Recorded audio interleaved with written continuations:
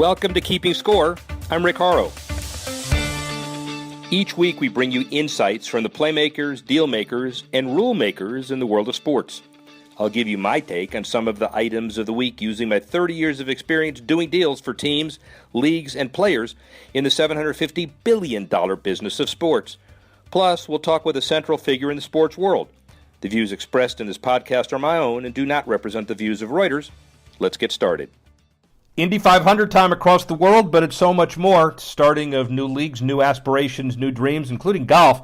Andrew Both from Reuters has had a scoop that Dan Colarusso, our regular host, co-host, and global contributor, can talk about a little more. Dan, what's it all about? Interesting scoop, Rick. And you know, you make fun of me a lot for not being a golf fan, but I am a fan of money.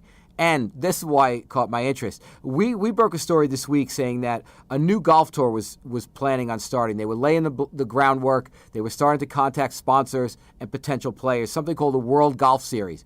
What's astounding about this is that they're looking to do about 15 or 20 tournaments a year with purses of up to $20 million per tournament.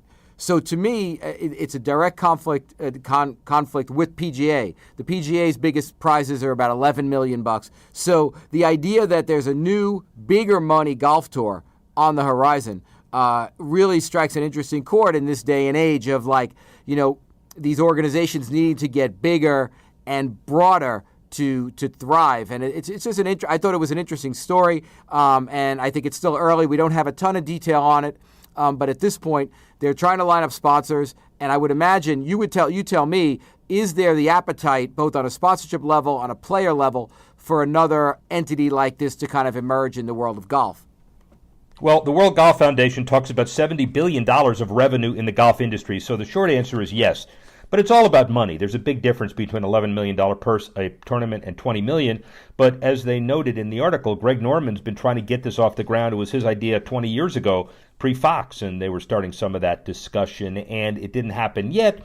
PGA Tour probably not on the Christmas card list of the guys that are forming this. But the bottom line is sponsor TV monies, it cuts across all sports. And we'll just have to wait and see. But if it's capitalized well, we may wait and see less than otherwise. But it's all about how you deploy, which kind of brings us to not only the Indy 500 this week, but the guy who cuts across a lot of that, Mark Miles, is the president and CEO of the Hulman Company. But that includes the Indianapolis Motor Speedway, all of IndyCar. And he, from 2006 to 2012, he was the president and CEO of the Indiana Corporate Partnership, which brought the Super Bowl to Indianapolis, the Super Bowl host committee. He was the head of the ATP, so he was dealing with tennis. He was dealing with IndyCar. He's also part of the deal with Group 1001 and Guggenheim to sponsor the Women in Tech Open that happens every year in Indianapolis as well. So Mark Miles cuts across a lot of disciplines. He can give us some perspective. Here he is now. We have some national and international expertise with us. Mark Miles, president and CEO of the Hulman Company. But wait, there's more. He's been ATP, brought the Super Bowl to Indianapolis, brought the Pan Am Games to Indianapolis, has been involved in so many things in so many industries. Mark, it is a profound honor to be here with you. Thank you, Rick. My pleasure. I'm sure it is. We have a lot of different perspectives in a $1 trillion sports business. But let's talk generally about all of your experiences kind of in one basket. The tennis, the golf now, because you were kind of a co-partner in promoting the Women in Tech Championship. We'll get into that. But obviously the IndyCar racing as well. What are the commonalities that all of those sports present? How do you succeed in running those businesses and those sports? Well, if it's a league as opposed to an individual event, the first thing is to try to get all the stakeholders, all the constituents on the same page, aligned on and clear on what you're trying to do. Because absent that, it is herding cats, and you can't really communicate effectively, and it's really hard to be successful. So I think from a league perspective, that's first. Very important to that, obviously, is the athletes, whether it's tennis players or golfers or our drivers. In the case of the IndyCar series, they got to know what you want to do, and you learn so much from them. So it's not cramming down a strategy. It's selling a strategy and developing it over time through them. I think that's probably the main thing. But ultimately, it's about your fan base and growing fan engagement, growing the number of fans and the frequency with which they participate in your sport or take in your sport. And that's the same thing no matter where you are. And it's more and more complicated as technologies disrupt and people have more and more choices. And specifically, let's break it down for a second. You ran the ATP for 15 years. Yeah. Is tennis kind of in the same place today as it was when you started with the ATP? No, I think they've grown a lot. Tennis is a very international sport. When I was there, I don't know the number today, but we had about 75 tournaments a year in about 34 countries. And in those days, about 85% of the business of men's professional tennis was outside the U.S. So very much a global property. I used to say it was sort of a globe wide and a micron deep because we were moving all the time. To their credit, they've taken great advantage of the ability to deliver more and more and more specific content affordably, so that, you know, there's a tennis player who's a household name in every country in the world, or most countries, and those people want to watch his match first round wherever it is that week, and now they can get it. So I think the digital media has been a great boost for tennis, and they've done great things. One of the things that you spoke earlier about was, from an athlete's perspective, meant a lot to me, was the pension question, because a lot of athletes in tennis, it used to be that a player who made it in the top 100 in the world, half of them did that 5 years, and they really weren't always equipped to have a successful career when they weren't on a court playing other pros. So we started a deferred comp program that today is really quite important to people, and they get a benefit when they're 55 years old. So it's really gratifying for me to see them beginning to collect. The governing structure of men's and women's tennis, has it gotten better or worse over the years? Well, it changed when I started in 1990, and the structure is the same, and that is unusual because there's not a union. The board of directors that makes the policy and hires the CEO is half player representatives and half tournament owners. I hear, although I'm not that close to it these days, that it might be a little more unwieldy. You're not a commissioner who can, again, just cram things down. I often felt more like a prime minister than a CEO. And just to define some of that, all four majors have different governing structures, basically, right? From each other? Yeah, from each other. The four majors. It's very much like golf in that respect, except, so we would be analogous to the PGA Tour, except we were global. Yeah. So it's complicated, but we spent a lot of time aligning interests, and we maybe took longer to get a decision on policy or rules done, but I felt like when we got a decision, it was going to stick. We had built a consensus around change. Before we get to Indy, which is a current vocation, Pan American Games in Indianapolis, Super Bowl in Indianapolis, people didn't expect, under-promised, over-delivered, tremendous process there. What's your big takeaway from that relative to special events and what they mean to a community? Wow. Indianapolis, since the late 70s, has led an industry of making a community around major sporting events for the community. So it's not a new thing for me, but I think the Super Bowl, which was in Indy in 2012, was kind of the most recent proof of the idea that if we organize an event and think about it beyond the field and think about what it can do for the community and do everything we can to be inclusive and engage people. There were 38,000 volunteers, unpaid volunteers to do the Pan American Games. We thought we needed 8,000 for the Super Bowl. We got 12. And the thing about that is it lasts for lifetimes. People really revere having been involved and being part of something bigger than themselves and reflecting pride in their community. So it's really the reason to do these events from a community point of view is for the community, and it's seldom about the sport. Let's talk about the next sport, which is you've been the head of the Hellman Sports Initiative since December of 2012, which include IndyCar racing and Indianapolis Motor Speedway as well. What is the health of IndyCar racing today? Well, I couldn't feel better about it. The last few years, in every measure of fan engagement, fan metrics, we've had meaningful growth. There's 38% increase in our television audiences over the last 4 years, at a time when live linear telecasts don't take growth for granted. And all the social media, really any way you can measure the sport, it's growing. We just announced for next year a new arrangement with NBC, who will broadcast. NBC Network will have 8 of our 17 races. All the rest will be on cable, NBCSN. And for the first time, we'll have a direct-to-consumer offering so that you can go online and get great IndyCar content. So that's going to ensure our ongoing growth for the next 2 or 3 years at least. And it's really exciting to be part of it. People, the sport kind of stubbed its toe through some governance matters years ago. Very well put. Maybe really almost broke its toe. Or the foot. But I think now we're wholly past that, and our fans get it, and our constituents get it, and we're all about growing the game now. Corporate sponsorship so incredibly important as a backbone to all of those sports you were talking about before. Is it harder or easier to raise corporate sponsorship money today, and have the metrics and evaluation criteria changed?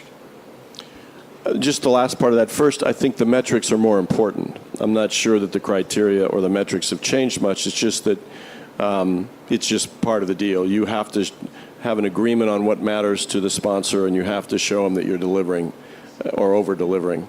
So it's more important. I'm not sure I really believe it's more difficult. I can't remember a time in my however many years now in sports when everybody didn't feel about one great sponsor away from oblivion or from a real problem, right? If it was a tournament, they had to have that title, and if the title sponsor went away, it was a problem. If it's a player, he had to have in tennis the name of the company on the shoulder, and certainly it's sponsorship that drives the paddock and our team owners in IndyCar racing. So it's essential. It's always tough. It's very competitive, but I like what we got to sell. Let's finally focus on what might be the most important issue, which is philanthropy. We know that in the golf industry, $4-5 billion a year is noted, a lot more based on relationships. In all sports, it's doing the right thing. We're involved in the Iowa Championship that you are partners with Dan Towers in Guggenheim in Indianapolis in August. You also see the Volunteers of America here as well. How important is the philanthropic aspect to corporations making decisions to go forward? It's very important. I think fundamentally they care about reaching their customers. They also care about doing good and being seen to have a affirming effect on people's lives, which is so important, and being part of an honest, growing, robust sport. But the philanthropic side of that is very important. And I have to take my hat off to golf. I think both the PGA Tour and the LPGA Tour have done a phenomenal job of that. It's more in their DNA than maybe any other sport. For us, we get involved with lots and lots of agencies or charities, and maybe we would be better off to be a little more strategic and narrow the range of focus. But that, there's so many great organizations, and so many of our constituents have particular passions. So far, we've loved that we can turn them loose to go do what they want to do. You're an expert at a few and knowledgeable at all of these sports. And really, when you think about the future, nobody better to ask about this. What do you think is the biggest change over the next 10 years in the business of sports? Well, it's right in front of us, and yet it's so hard to know how it's going to work out. But it's call it what you want, AR, VR, gamification of sport. And motorsports is going to be absolutely on point on it, because driving is something everybody can relate to. And driving and racing where you're not worried about injury, is compelling. So it might very well be, we see it in other major leagues now, that they're creating esports leagues. Those leagues could be bigger than the real league, than the real sport. And it is changing so fast, it's just fascinating to see. You've been around sports for many, many decades. What is next for Mark Miles? Well, I'm going to go back to Indianapolis and get ready for the 102nd running of the Indianapolis 500-mile race. I love what I'm doing. I've really enjoyed being able to have a role in a league, the IndyCar Series, and a big event like the Indianapolis 500-mile race at the Speedway in my hometown. So I'm not planning on, I'm not looking over the horizon at this point. Nobody's asking you to, and Indianapolis has been incredibly lucky to have had you as a steward, and more luck to come. Mark Miles, thank you very much. Thanks, Rick. So the article we talked about earlier talks about sponsors, television companies, and the key to all industries, as Mark reaffirms, is getting a firm handle on all of the fundamental building blocks and the economic model of sports. So what's your take on all of that? Well, I think it's what I find interesting. A couple of things Mark talked about on the sponsorship level, and I think this is a scourge from sports to media to whatever, is that we all feel like, and he used the term, one great sponsor away from oblivion, right? Yeah. So we have a franchise sponsor or a team sponsor or an event sponsor or, in my case, a sponsor of a special section. And if that goes away, that means you have to fire people. You have to change your business model. You have to get out there and spend more money to lure somebody else in, to lure another sponsor in. So I think that's really kind of an interesting situation. And to me, you see this, and we've talked about NASCAR and its kind of misfortune compared to how IndyCar racing is going these days. And I think that's kind of interesting, Rick. I mean, how's the sponsorship game these days? Is it still the financial services companies and then related sports products that are the drivers here? Yeah, but it's done a little bit of a different way today after 2008. So, and Mark talks about it, but it indirectly reaches all of the stuff around Indianapolis. Dan Towers, the CEO of Guggenheim Life, he said he wanted to do a golf tournament or something for visibility and exposure. And he laid the dollars out, and it was all created around the sponsorship opportunity. It's its second year in Indianapolis. The example is relevant because the golf course that they play kind of cuts in half, is cut in half by the racetrack, which is kind of an interesting dynamic. But it's a good illustration of how the model is different today. If you have a sponsor, as Mark said, and if he's committed to growing his brand and growing his ROI indirectly by or virtue her of brand. Exactly, or by virtue her of brand. her brand, or by virtue of a tailor-made process that gives he or she the visibility to kind of take the next step on it. That's what the sponsor game is all about. It's no longer kind of play a round of golf with the CEO and say, hey, I love this, why don't you play more rounds, and it's going to cost you $8 million for a naming deal somewhere. That's gone. Metrics replace it, but it's a combination of metrics, intensity, and vision. And whether it's this new golf tour, whether it's this golf tournament in Indy, whether it's the future of the IndyCar racing, whether it's Mark's old stomping ground at the ATP, they all have that in common. Well, it's interesting. I think what's making you look at sports, and you could look at it from a less sophisticated point of view and say the market's saturated. There's nowhere else to go.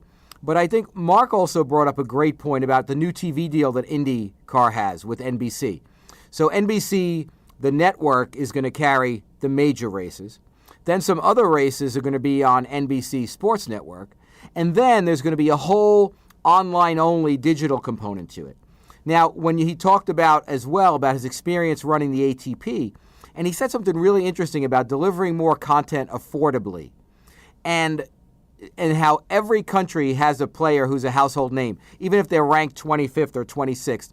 And whole countries want to watch that person, even if it's the first round of a less prominent tournament. Well, if you could target those audience digitally, target that really hyper-engaged, well, you used a great word, intensity, right? When you target that audience, you drive that engagement and that intensity, and that's worth a ton to sponsors, actually even more than scale in some cases, right? So there's that, you talked about metrics and intensity, and I think Mark really brought that to the surface with how he talked about what he did at ATP, and now how IndyCar is taking its next step on rights and broadcast, the term used loosely, broadcast rights, and how this digital content will be able to drive home more specific audiences. And there, all of a sudden, now a sponsor not only has a nice name and a nice sport attached that they want, but they have an audience that is hyper loyal. And that to me is like where the saturation point argument kind of ends, because now you have more engaged, better ability to get to that audience. I was just about to intensely agree with you, because the bottom line of all of this is that sponsors this day and age would probably gladly trade scale for avidity, intensity, and targeting. And with the platforms that are varied, as you just said, you can do that. He is excited because there's a whole bunch of quality drivers under 25 at the Indy 500 this year. Zach Veach with Andretti Autosport. You got Sage Karam, Ed Jones, Gabby Chavez, Kyle Kaiser. There are a lot of kids, guys, who are stories in their own right from a different perspective, different nationalities, different backgrounds. And the only way to tell those stories, and NBC pioneered that, by the way, is to get very specific and very targeted, and you're exactly right. Right, and you don't have to waste those stories. Don't become filler anymore, right? They become really marketable assets. I think Twitter and either Formula One or IndyCar have a deal. I was at the Twitter New Fronts a couple weeks ago. I think we talked about this a few weeks ago on the show. But I was at the Twitter New Fronts, and auto racing is exactly the kind of sport that does really well on digital, on social, because of that audience can zero in on it, follow it when it's relevant, and it just amp up the relevance a little bit.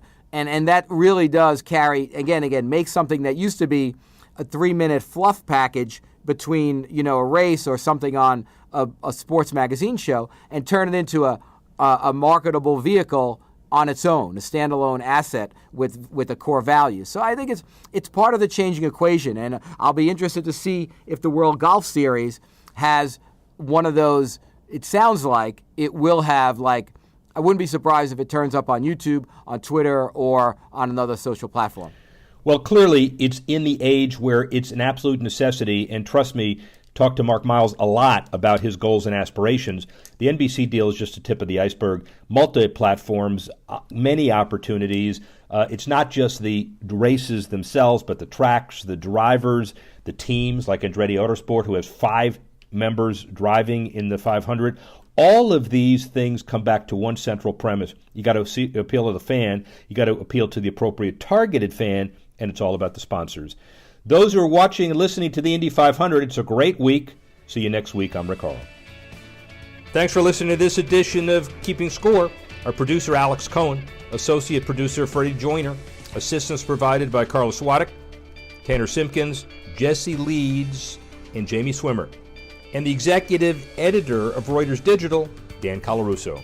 I'm Rick Horrow. Thanks again for listening. See you next time on Keeping Score.